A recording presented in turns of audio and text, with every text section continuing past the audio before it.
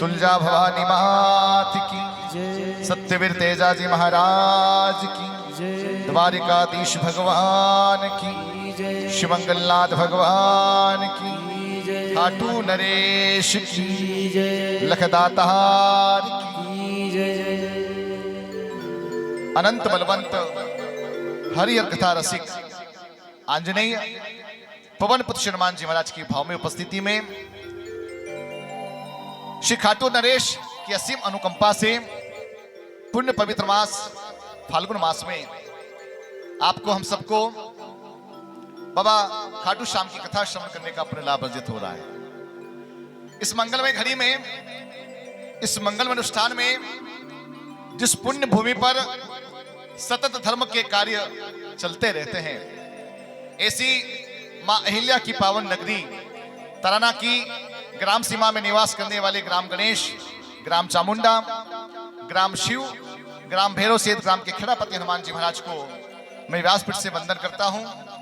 साथ ही जिन्होंने हमारा तराना का नाम पूरे विश्व में फैलाया, ऐसे सदगुरु नाना महाराज के चरणों में वंदन करते हुए आप सभी पधारे हुए महानुभावों को, भक्तिमती माताएं बहनों को, बाल गोपाल मंडली को सियाराम मई सब जग जाने के भाव से आपके अपने हृदय में विराजित आपके अपने देव मेरे सीताराम जी महाराज के चरणों में वंदन करते हुए आइए बाबा खाटू श्याम जी की कथा का हम रसपान करें। उसके पहले कुछ देर मिलकर के भक्ति भावपूर्वक श्रद्धा पूर्वक हम प्रभु श्याम प्यारे की आराधना करते हैं।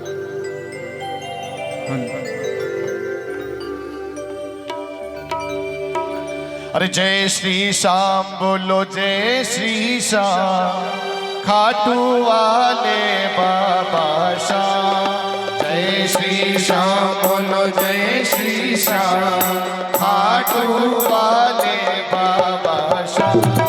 जय श्री श्याम बोलो, जय श्री श्याम खाटू वाले बाबा श्याम। बोलो जय श्री श्याम बोलो, जय श्री श्याम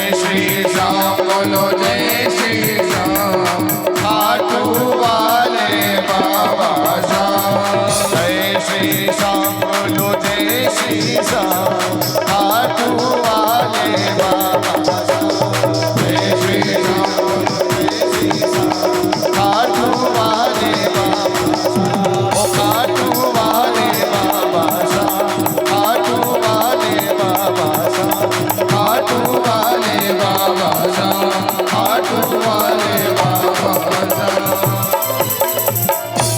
बोले श्याम प्यारे हैं की जय, लखदातार की जय। शतविहाय भोक्तव्यम सहस्त्रम स्नान आचरेत। शास्त्र में एक बहुत अच्छा श्लोक आया है जिसमें कहा गया है कि शतविहाय भोक्तव्यम, 100 काम को छोड़ करके व्यक्ति को भोजन करना चाहिए। शतविहाय भोक्तव्यम सहस्त्रम स्नान आचरेत, 1000 काम को छोड़ करके व्यक्ति को नहाना चाहिए, स्नान करना चाहिए। हमसे पूछा जाता है कि क्यों भैया आपने भोजन क्यों नहीं किया, तो हम कह देते कि इतना काम था कि आज तो हमें भोजन करने की फुर्सत ही नहीं मिली।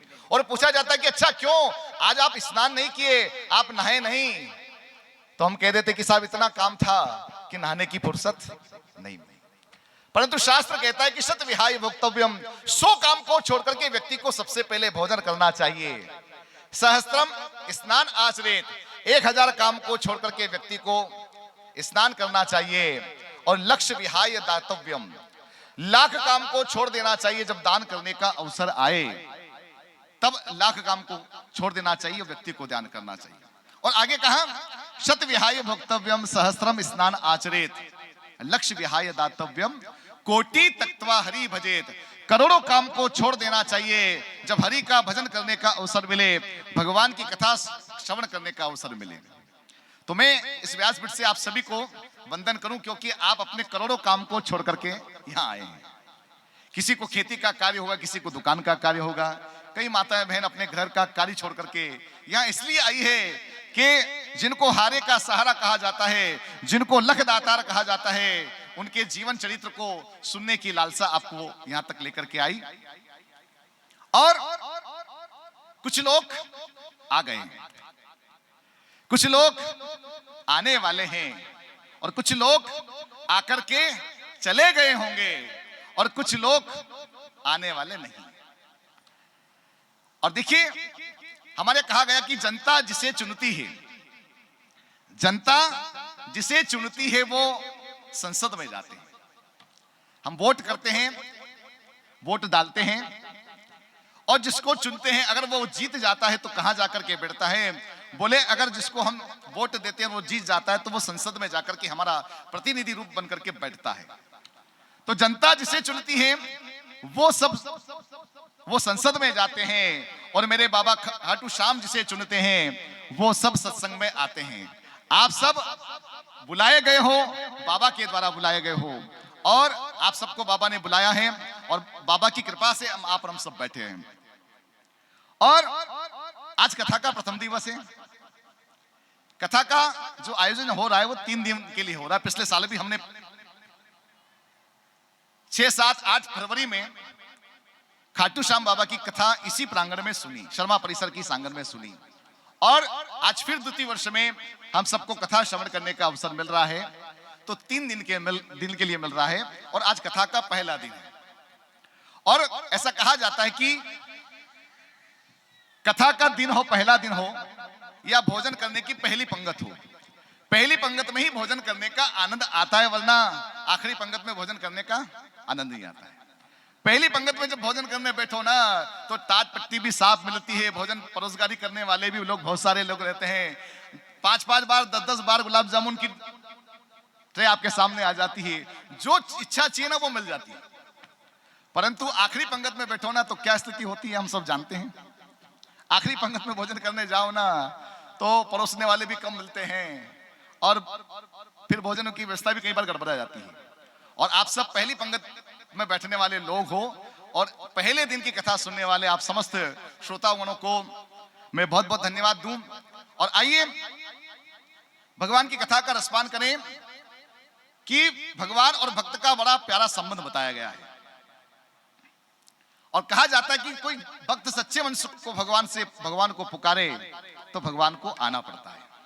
इसलिए कहने वाले ने कह दिया, गाने वाले ने गा दिया कि कौन कहता है कि भगवान आते नहीं, कौन कहता है कि भगवान आते नहीं द्रौपदी के जैसे हम, और कौन कहता है कि भगवान खाते नहीं माँ यशोदा के जैसे हम खिलाते नहीं। जब किसी भक्त का भाव द्रौपदी के जैसा बन जाए, जब किसी भक्त का भाव यशोदा मां के जैसा बन जाए, तब भगवान को आना पड़ता है।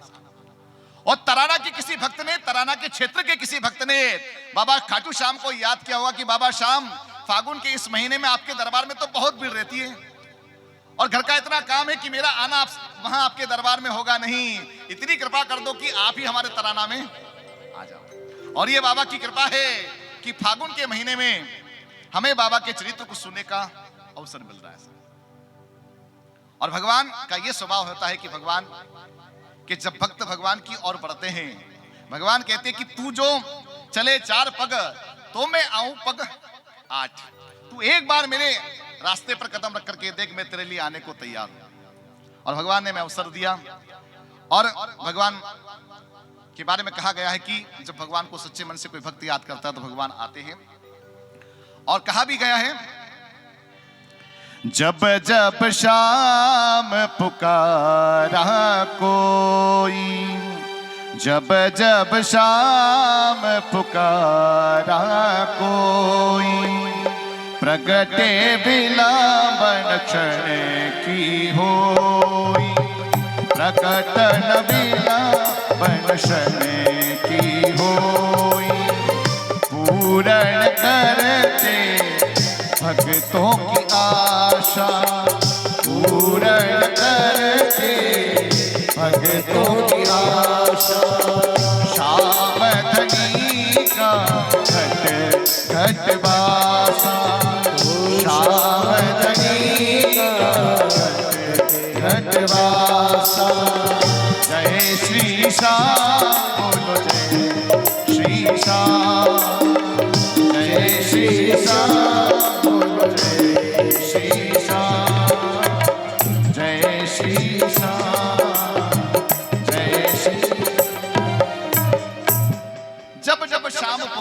कोई प्रगटे विलंब नक्षण की होई, और पूर्ण करते भक्तों की आशा, श्याम धनी का घट घट वासा। जब कोई भक्त भगवान को सच्चे मन से पुकारता है तो भगवान क्षण मात्र की भी विलंब नहीं करते हैं साहब। और हमने गाया है कई बार कि आ जाते हैं मेरे श्याम, कोई बुला करके देख ले, राम नाम अति मीठो, कोई गा के देख ले, श्याम नाम मीठो, कोई गा करके देख ले। और भगवान तो कहते हैं कि मैं भाव का भूखा हूं, कि भाव का भूखा हूं मैं, बस भावना ही सार है। भाव का भूखा हूं मैं, बस भावना ही सार है। और भाव बिन जो भजन करे वो भजन बेकार है। भगवान कहते हैं कि सिर्फ मुझे आपका भाव चाहिए, मैं ना आपकी लक्ष्मी का भूखा हूं, ना आपके 56 प्रकार के मेवे मिष्ठान का भूखा हूं। किसी ने पूछा कि भगवान आप भक्तों पर कृपा करते हैं तो किन भक्तों पर कृपा करते हैं? तो भगवान कहते हैं, गीता में कहते हैं कि अनन्या चिंतयन्तो मां ये जना पर्युपासते तेषाम नित्याभियुक्तानाम योगक्षेमं वहाम्यहम्। जो ऐसा कोई भक्त जो अनंत भाव से मेरा ही स्मरण करता है, मेरा ही नाम का गुणानुवाद करता है, सब कुछ मुझ पर छोड़ देता है, ऐसे भक्त को की रक्षा में सदैव करता हूं। ऐसे भक्त की पुकार सुन करके मैं आता हूं। और देखिए, सब कुछ भाव का विषय है। यह हमने भगवान को बुलाया, भगवान आ गए हैं, यह भाव का विषय है। और देखिए, अभी खेती का कार्य चल रहा है, किसान अपनी फसल निकालता है तो सबसे पहले किसान फसल निकाल करके किस व्यापारी को बेचता है?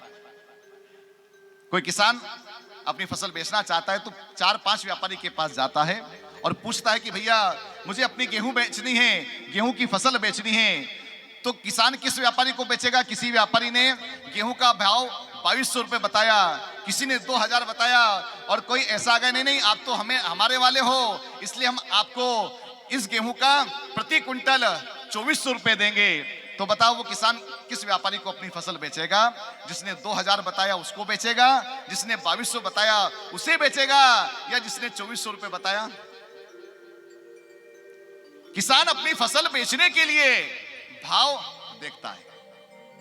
और हम लोग भी प्राय माता बहन बैठी हैं, सब्जी लेते हैं तो सबसे पहले भाव भी पूछते हैं कि भैया क्या भाव है, और भाव अगर समझ में आ जाए तो ही हम वस्तु को खरीदते हैं। ऐसे ही भगवान हमारा भक्तों का भाव देखता है, और जहां भाव आ जाता है वहां फिर सारा अभाव चला जाता है। और भगवान को जो भाव से याद करता है भगवान आते हैं। और आज शनिवार का दिन है। खेड़ापति हनुमान जी महाराज को इस व्यासपीठ से वंदन करते हुए उनकी आराधना करें। यहां बाबा का दरबार देखेंगे तो बाबा के दरबार में गणेश जी भगवान विद्यमान हैं और बाबा के साथ में ही हनुमान जी महाराज बैठे हुए हैं। और दोनों ही देवता की अपनी अपनी बात निराली है साहब। दोनों ही तीनों ही देवता अपने भक्तों की इच्छा को जल्दी पूरा करते हैं। एक जो देवता है जिनको गणेश भगवान कहा गया, उनके बारे में कहा गया कि वे विघ्न विनाशक हैं, वे संकट को दूर करते हैं। और दूसरे हैं हमारे हनुमान जी महाराज जिनके बारे में कहा गया कि को नहीं जानत है जग में कपि संकट मोचन नाम तिहारो। ऐसे हनुमान जी महाराज के चरणों में वंदन करते हुए आइए भावपूर्ण भजन गाते हुए हम कथा के अगले क्रम में प्रवेश करेंगे। बोले हनुमान जी महाराज की जय। ओ कलयुग में डंका बजता है, ओ कलयुग में डंका बजता है, दोनों देव महान हैं। एक बाबा श्याम है, दूजे हनुमान है। एक बाबा श्याम है, दूजे हनुमान। ऐसे दोनों हाथ पकड़ के साथ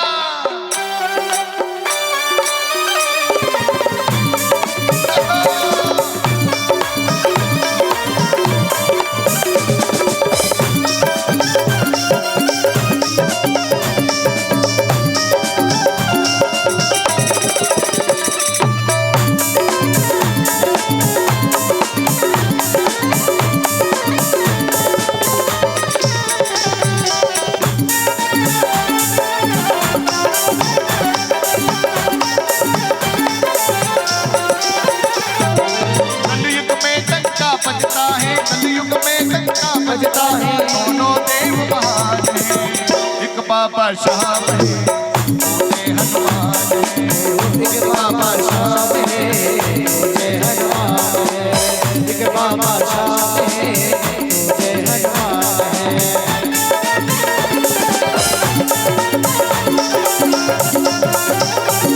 बोले हनुमान जी महाराज की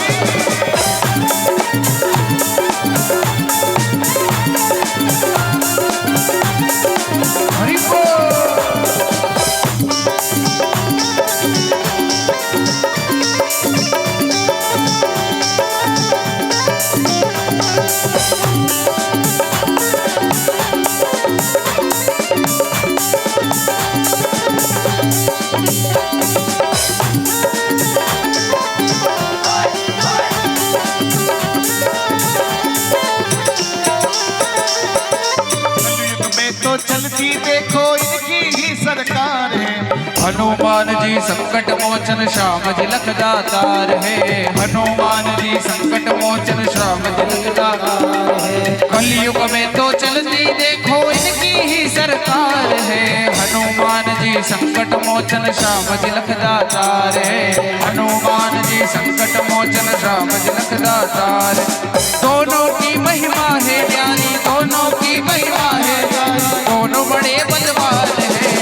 एक बाबा श्याम है, दूजे हनुमान है।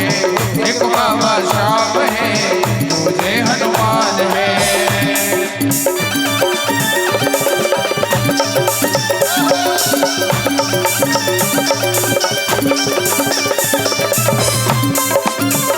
हरि बोल।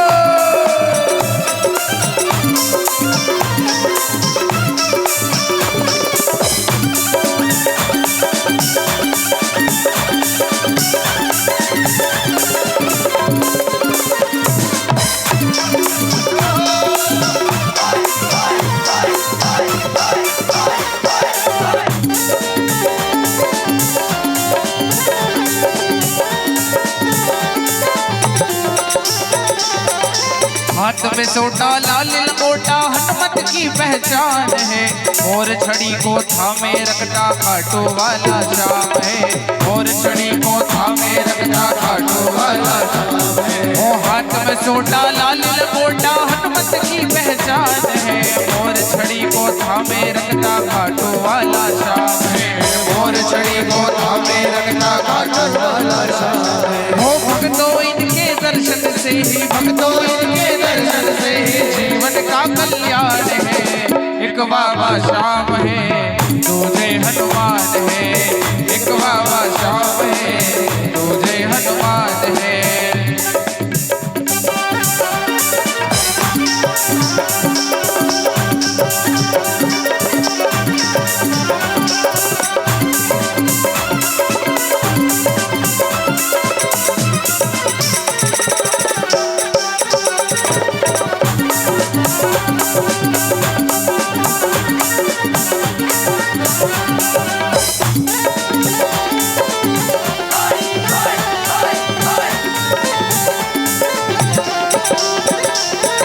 हनुमान ने हर संकट से तारा था प्रभु राम को, श्याम ने शीश का दान दिया था कृष्ण चंद्र भगवान को, श्याम ने शीश का दान दिया था कृष्ण चंद्र भगवान को।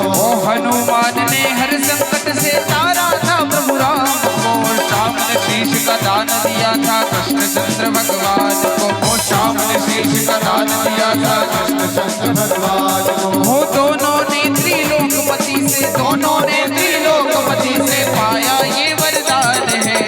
एक बाबा श्याम है दूजे हनुमान है, एक बाबा श्याम है दूजे हनुमान है। कलयुग में डंका बजता है, कलयुग में डंका बजता है, दोनों देव महान है।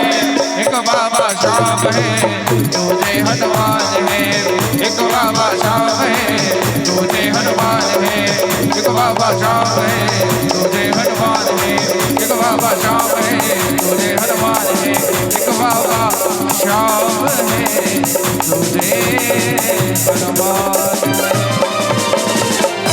बोले खेड़ापति हनुमान जी महाराज की जय, बालाजी सरकार की जय, श्याम प्यारे की जय। आप भगवान की जय जोर से मत बोल देना, आप जो नीचे सामने बैठे हैं बाबा के सामने विराजमान है। क्योंकि अगर आपने भगवान की जय जोर से बोल दी और किसी अड़ोसी पड़ोसी की नींद खुल गई तो अपने को उल्टा पाप लग जाएगा। इस फागुन के महीने में बाबा के दरबार में अपन पाप कमाने के नहीं, अपन पुण्य कमाने के लिए बैठे हैं, इसलिए भगवान की जय जोर से। परंतु एक बात मैं आपसे कहना चाहूंगा कि कोई करे खेती और कोई करे व्यापार। हमारा जो भारत देश है ना वो कृषि प्रधान देश है। हमने बचपन से किताबों में पढ़ा है कि यहाँ अधिकतर लोग खेती का कार्य करते हैं और बाकी जो बचे वो लोग व्यापार करते हैं। किसी की किराने की दुकान है, किसी की ऑटो पार्ट्स का बिजनेस है, कोई दूध की डेयरी लेकर के बैठा है, कोई आटा चक्की चला रहा है, किसी के कपड़े की दुकान है और बाकी जो बचे लोग वो नौकरी करते हैं। तो कहा कि कोई करे खेती और कोई करे व्यापार, जो लगाए मेरे बाबा का जयकारा उसका हो जाए बेड़ा पार। बोले खाटू नरेश की। और श्रीमान जी महाराज और बाबा श्याम दोनों की महिमा इस कलयुग में बताई गई है।